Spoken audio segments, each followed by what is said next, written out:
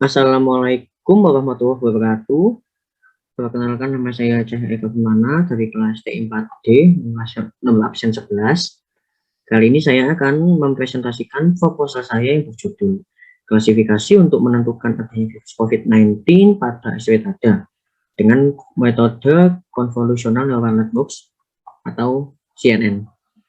Jadi presentasi saya kali ini itu untuk keperluan UAS mata kuliah metodologi penelitian. Sebelumnya saya mohon maaf karena tidak bisa menyalakan kamera, dikarenakan driver dari kamera laptop saya harus diupdate, maka mohon dimaklumi. Terima kasih. Sekarang kita langsung menuju ke latar belakang.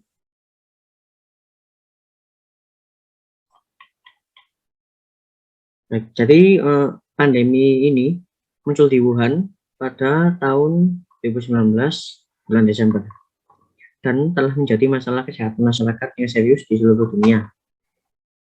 Sejauh ini tidak ada obat atau vaksin khusus yang ditemukan untuk memerangi virus ini. Jadi virus ini sudah menyebabkan epidemi berkepanjangan sampai saat ini. Jadi sudah banyak korban, bisa dilihat di sini jumlah kasus di seluruh dunia itu cukup banyak dan mengakibatkan kematian yang cukup banyak juga. Baik, sekarang kita langsung masuk ke intinya saja. Jadi kecepatan dalam mendiagnosis pasien yang dicurigai terinfeksi virus ini sangat penting. Jadi pasalnya prosedur standar perawatan pasien COVID mengharuskan prosedur isolasi segera dilakukan untuk mengurangi kemungkinan pasien menulari orang yang masih sehat. Jadi seperti social distancing atau ya seperti diterapkan pada di Indonesia saat ini, isolasi atau social distancing untuk mengurangi penularan virus. Jadi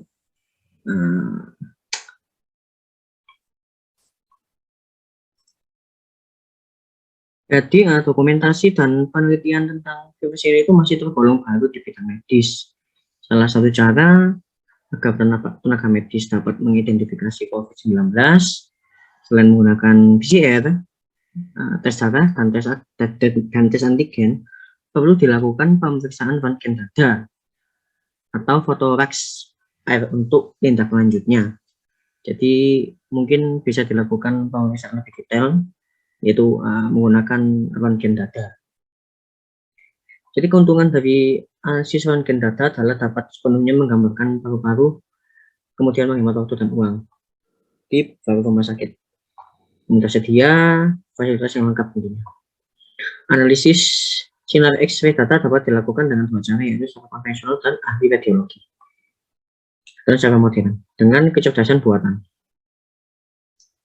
Jadi kelemahan analisis yang dilakukan oleh ahli radiologi memiliki beberapa karakteristik yang dapat menyerupai pneumonia, sehingga menyulitkan ahli radiologi untuk membedakan antara COVID dan juga pneumonia. Jadi untuk kecerdasan buatan sendiri itu memiliki peran penting dalam pencitraan medis karena fungsi ekstraksi fitur yang sangat baik. Jadi AI mungkin mampu membedakan di sini di mana yang COVID atau di mana yang pneumonia, tentunya dengan sumber dari data ronsen yang ada. Jadi mesin itu dapat belajar dari dataset yang tersedia yang diberikan oleh para ahli radiologi tentunya.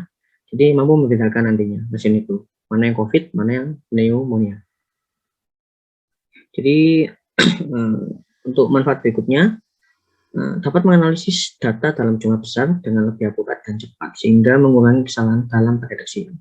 Setidaknya ronsen otomatis menggunakan AI ini bisa membantu para pakar medis atau ahli radiologi dalam memeriksa COVID pada röntgen paru dada, röntgen dada pada paru-paru begitu. Jadi berdasarkan permasalahan di atas, penulis atau saya sendiri akan melakukan penelitian tentang klasifikasi untuk menentukan adanya virus COVID pada X-ray dada dengan metode Convolutional Neural Networks.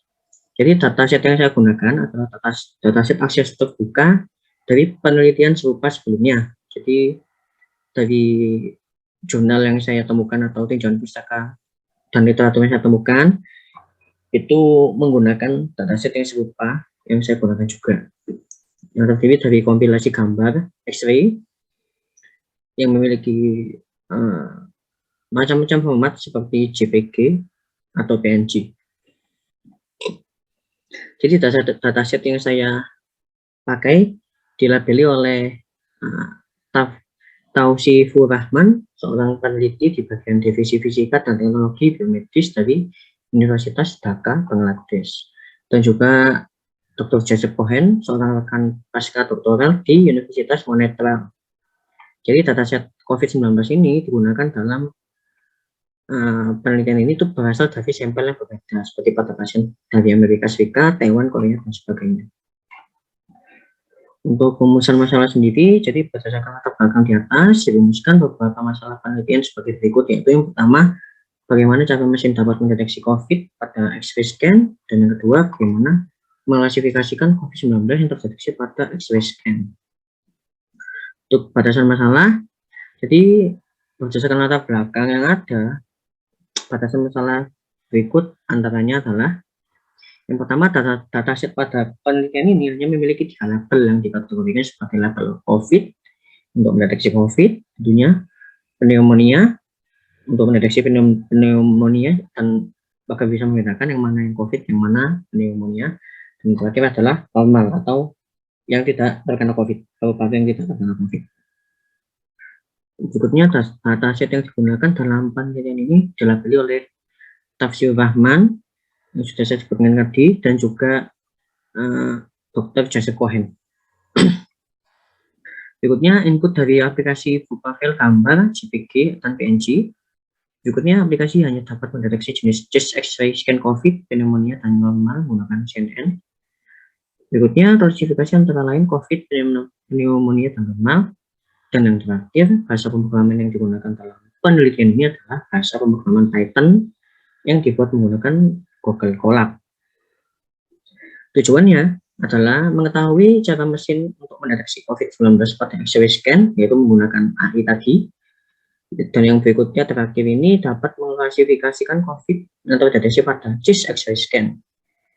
Jadi dari data yang sudah dikumpulkan tadi, data normal, pneumonia, dan juga COVID itu agar mesinnya itu bisa mendeteksi mana yang normal, mana yang pneumonia, mana yang COVID itu adalah tujuan final dari penelitian ini. Untuk manfaat sendiri, hasil penelitian ini bermanfaat untuk mempermudah pengecekan röntgen dengan machine learning atau AI agar mempermudah pengecekan hasil secara otomatis berdasarkan dataset yang tersedia yang digunakan dari beberapa sumber pakar atau ahli radiologi dataset tadi, yaitu Tausifur Rahman dan juga Dr. Joseph Cohen. Dari landasan teori, jadi ini beberapa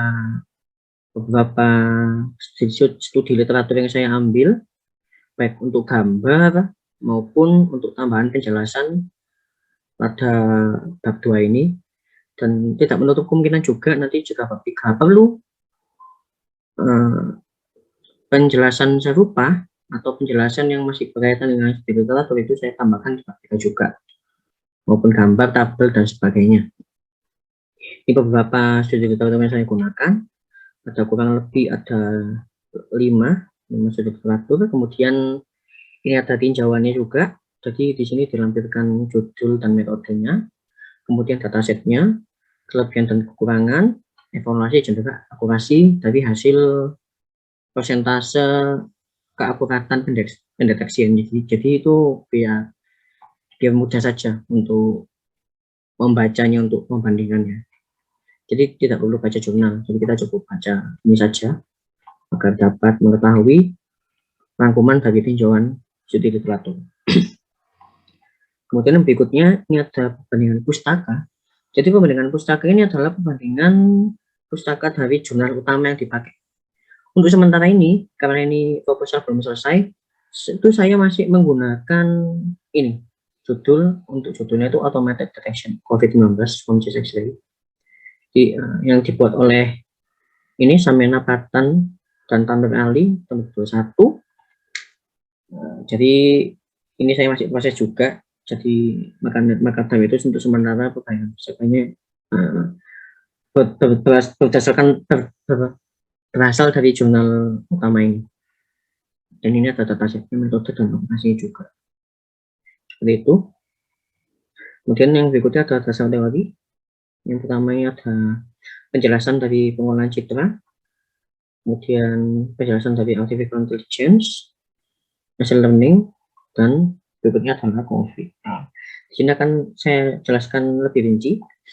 COVID, jadi COVID ini adalah penyakit yang menyerang saluran pernapasan oleh jenis virus corona yang masih satu famili dengan MERS atau SARS COVID-19.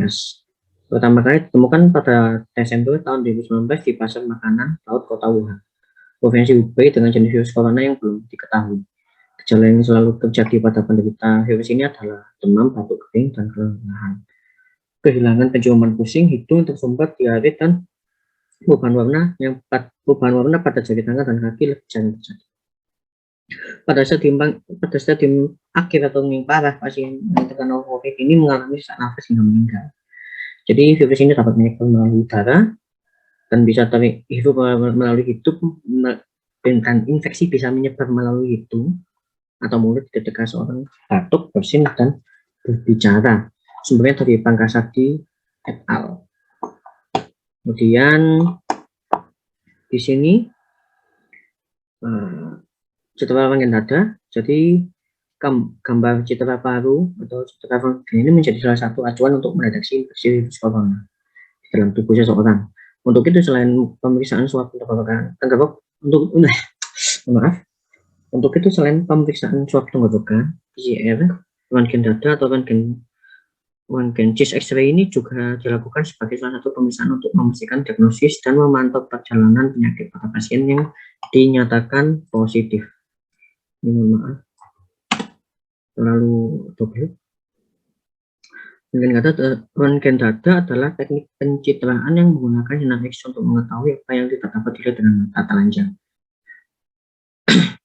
Jadi ini spesifikasinya, cara sinar X yang masuk untuk scan-nya itu, dan spektrum energi sinar X lebih tinggi. Dengan cara ini jumlah bezel X-ray melewati bagian terpadat dari dada, yaitu bagian dada yang terletak di antara tulang dan tulang belakang serta paru-paru. Jadi dengan spesifikasi seperti ini itu bisa menembus ketebalan dari tulang dada. Baik, sekarang langsung saja untuk ilustrasinya sendiri.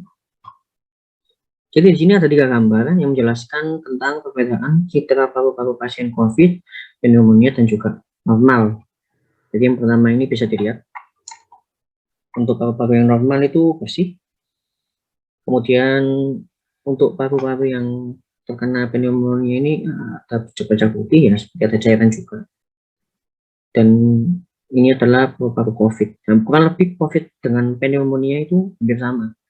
Jadi makanya dibuatnya machine learning ini agar bisa membedakan mana yang pneumonia, mana yang COVID. Seperti itu. Sumbernya dari Ardiawan et al. Kemudian untuk data sendiri, data paru-paru pasien normal.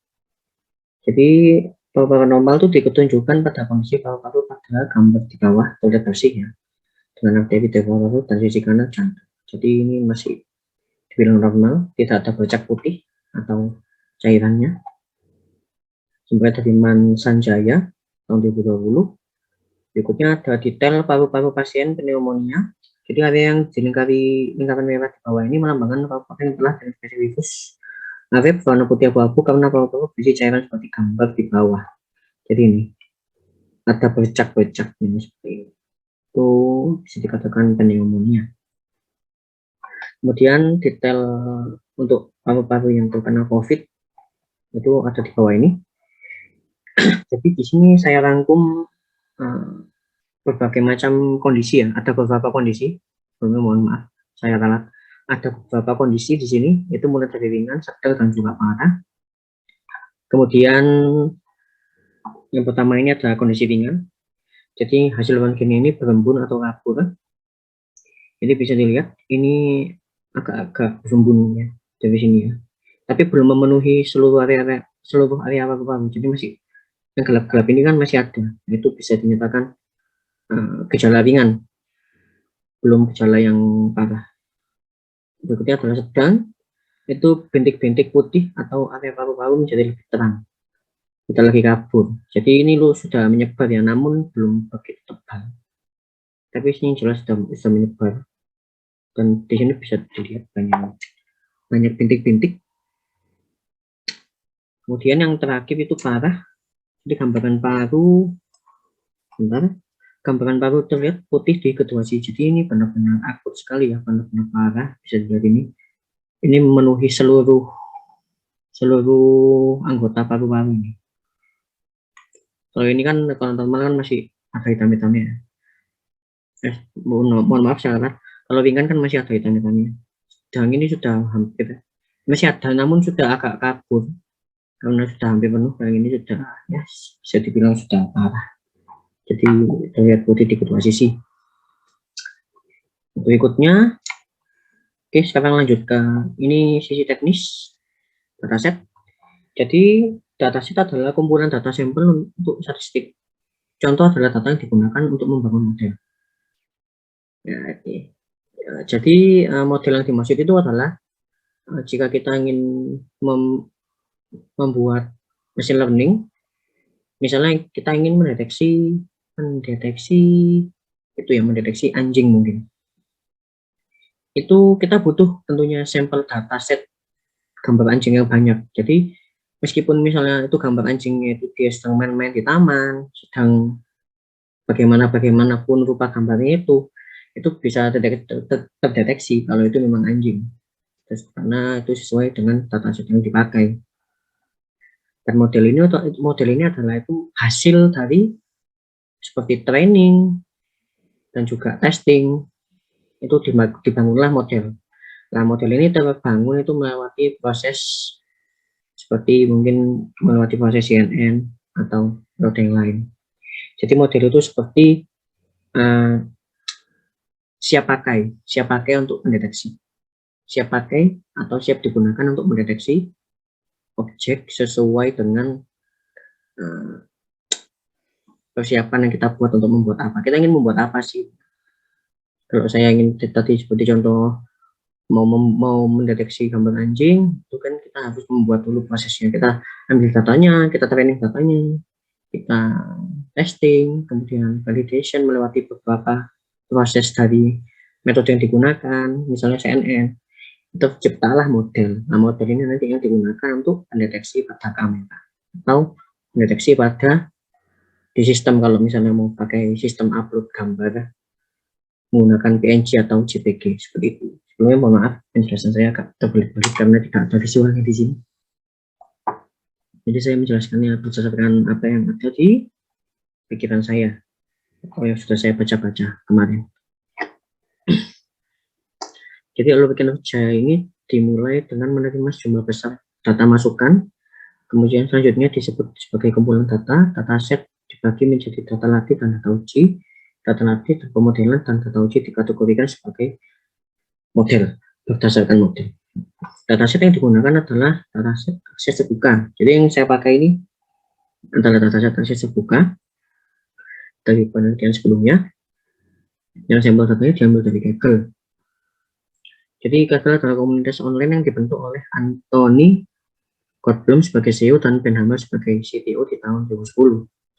Dataset yang digunakan dalam penelitian ini dilabeli oleh seperti yang saya sebutkan tadi, Toshio Rahman dan juga Dr. Joseph Cohen. Dan berikutnya ini dalam penelitian ini saya menggunakan 3 label yang diambil dari dataset tersebut, yaitu untuk dataset COVID sendiri itu berisi 3.616 gambar sampel, pneumonia berisi 1.345 sampel, dan normal berisi 10.200 sampel gambar. Jadi total gambar seperti ini sekitar 13.000 gambar. Dataset akan melewati proses ekstraksi itu untuk pembuatan model. Jadi ekstraksi ini ya seperti saya jelaskan tadi, training atau testing.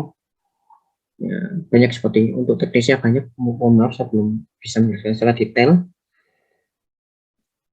Oke, selanjutnya proses ekstraksi model di sini menggunakan bagian dari machine learning berdasarkan salah satu bagian dari neural network yaitu deep learning.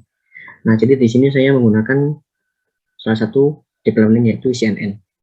Jadi untuk penjelasannya sendiri, sebelumnya ini sudah ada sumbernya ya.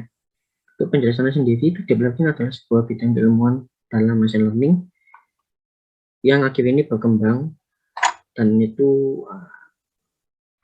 happening sekali karena sekarang di industri 4.0 ini itu deep learning banyak sekali digunakan untuk penelitian, khususnya untuk industri IT. Jadi deep learning memanfaatkan neural network dan menambahkan saran untuk menentukan masalah pada kumpulan data besar. Jadi dalam beberapa tahun terakhir, penggunaan deep learning terutama CNN telah melampaui pembelajaran mesin tradisional di bidang klasifikasi gambar, termasuk gambar medis. Jadi untuk selanjutnya proses ekstraksi modal menggunakan salah satu metode deep learning yaitu CNN. Baik, selanjutnya CNN. Selanjutnya CNN Convolutional Neural Network. Jadi CNN ini merupakan pengembangan dari bentuk lain deep learning, yaitu deep neural network yang umumnya digunakan data berupa gambar atau data dengan banyak dimensi seperti kamu di bawah. Jadi ini bisa dilihat ini visualisasi dari prosesnya, salah satu contoh proses dari CNN. Baik, di sini saya akan memberikan contoh perhitungannya. Yang pertama ada konvolusional ini. Nah, jadi seperti ini untuk visualisasinya. Apa yang kamu lihat? Jadi some parts match with original image, some parts don't. Jadi ada yang part yang sama, ada yang tidak. Jadi bagaimana caranya? Di sini komputer mendeteksi kalau ini adalah objek X. Nah, ini kan bisa dilihat. Ini tidak sama. Ini X-nya lurus, ini X-nya menggomeng kok. Nah, itu gimana caranya biar komputer itu bisa mendeteksi meskipun X-nya ini dirotasi, di mirror, itu gimana biar komputer itu bisa tahu kalau dia itu X. Nah, makanya dilakukan proses konvolusional ini tujuan untuk mematchkan pixelnya. Jadi meskipun gimana objeknya mau dibalik, mau diputar, mau dilempar seperti apa, itu dia tetap deteksi. Oh, ini X. Begitu. Itu melewati proses konvolusional. Jadi konvolusional match piece of the image. Jadi ini bisa contohnya seperti kotak hijau ini, nah, dia kan bisa deteksi dari situ. Nah, jadi untuk perhitungannya, selanjutnya contohnya seperti ini. Nah, bagaimana caranya inputan gambar ini kemudian dikalikan kernel itu menghasilkan output baru seperti ini. Nah, ini adalah kernel itu dihasilkan dari pojok-pojokan ini, tengah. Nah, pojok-pojokan ini itu dinamakan kernel untuk mematchkannya itu. Jadi cara komputer itu biar bisa deteksi objeknya itu, jadi kayak dipecah dulu, yaitu hasilnya ini dipecahannya itu adalah kernel. Nah, kernel itu digunakan untuk melakukan match pada objek yang dituju, ya, untuk menyampaikan objek lah, agar itu komputer itu bisa baca ini objek apa sih, seperti itu. Untuk perhitungan sendiri, contohnya di mana hasil dari 0,77 ini. Nah, hasilnya itu pixel dari inputan gambarnya itu ditambahkan, mohon maaf, pixel kepada gambar ini itu dikalikan dengan pixel kernel, itu kemudian ditambahkan. Jadi untuk prosesnya itu seperti ini. Nah, jadi kan di sini ada 9 pixel, otomatis juga untuk kernel kan 9 juga, maka kita ambil 9 pixel ini. Nah, ini misalnya ini prosesnya itu -1 dikalikan 1. Nah, itu hasilnya berapa? Nah, hasil dari itu ditambah dengan hitungan seperti ini. Berikutnya juga -1 dikalikan 1 hasilnya berapa, tambah -1 dikalikan -1 hasilnya berapa. Itu seperti ini prosesnya. Itu diulangi terus sampai ini jumlahnya kan 9. Nah, 9 ini jumlah dari pixelnya itu disesuaikan.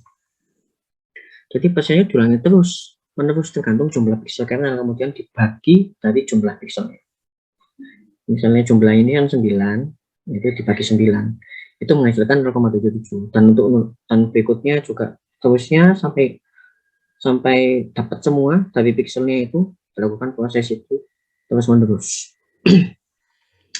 Selanjutnya untuk proses ReLU, jadi setelah kita mematchkan gambar, kita harus menghilangkan nilai negatif dulu dari gambarnya agar menghasilkan optimisasi, baik itu untuk deteksi mesinnya lebih baik, itu kita menggunakan ReLU.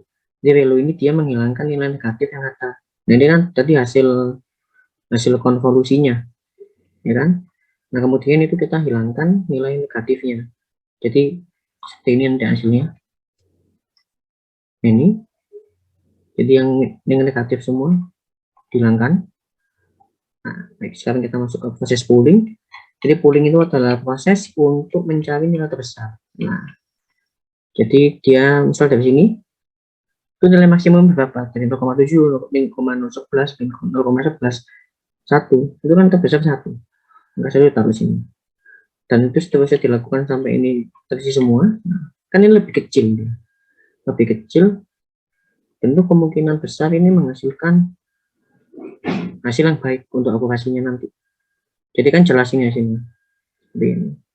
Kurang lebih seperti itu penjelasan CNN saya. Terakhir ini ada GWO. Nah, jadi CNN itu kan melewati beberapa proses. Misalnya seperti convolution value pooling tadi. Nah, itu di sini saya menambahkan GWO untuk optimisasi. Nah, sebelumnya fungsi optimisasi di sini itu adalah kalau misalnya nanti kalau pakai CNN itu memiliki 100 layar, itu mungkin saya bisa mengurangi dengan menggunakan 25 layar seperti itu. Jadi meminimalisir penggunaan layar dan juga mungkin bisa menambahkan kecepatan pendeteksian gambar atau menambahkan akurasi dari machine learning atau AI itu sendiri. Jadi GWO ini menreview perilaku sosial serigala abu-abu dan lebih singkatnya seperti ini. GWO itu dia mencari jenis pixel yang terbaik dan mana yang terbaik dan itu akan diambil. Jadi kalau di sini serigala itu kan dia kan berkelompok berbulunya. Itu ada ketuanya, ada wakil ketua, ada bawahannya, dan ada prajuritnya. Jadi serigala itu dia membentuk tim dan dia melakukan pembagian tugas untuk mencari mangsa yang terbaik. Misalnya untuk pekerjaannya sendiri itu ada rusa yang tua, rusa besar tapi udah tua, ada rusa yang besar aja tapi penyakitan, ada rusa yang masih muda. Nah, itu kan kalau untuk hasil pembuahan terbaik itu kan pasti rusa yang masih muda kan, karena dagingnya kan pasti prima dan masih enak, masih segar juga. Kalau yang tua kan pasti alot dagingnya. Kalau yang penyakitan tadi itu kan nggak layak untuk dimakan dan nggak layak untuk diburu. Maka dari itu mereka berkelompok untuk mencari hasil buru yang paling bagus seperti itu.